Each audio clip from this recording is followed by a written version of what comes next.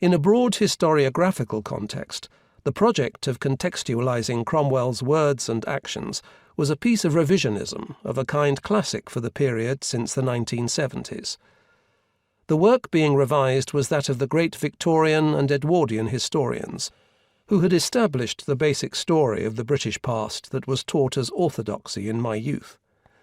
This version of events had not been challenged since, but constantly amplified and augmented in details, and given a social and economic underpinning by the influence of Marxist theory.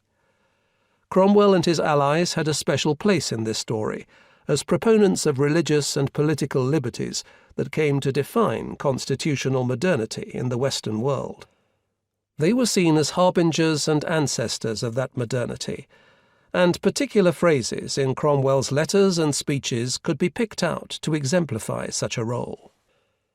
The actions of the regime he led, of making the parliamentary system more equitable by reforming constituencies and the franchise, and safeguarding the right of Protestant dissenters from the national church to participate fully in the nation, were those of the 19th century reformers.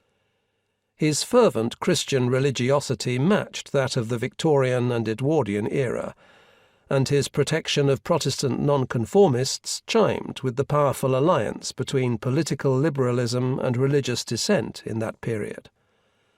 That alliance transferred subsequently to the socialist movement, as Methodism and other nonconformist denominations proved to be nurseries of trade union and Labour Party leaders.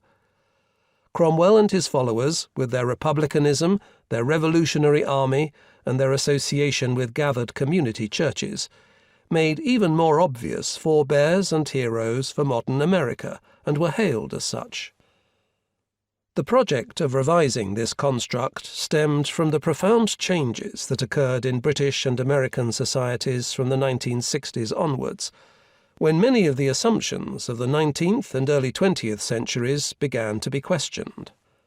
That process was especially intense in the United Kingdom, which lost the colonial empire and great power status that had underpinned its identity, and which began to lose the heavy industry that had been another of its modern foundations.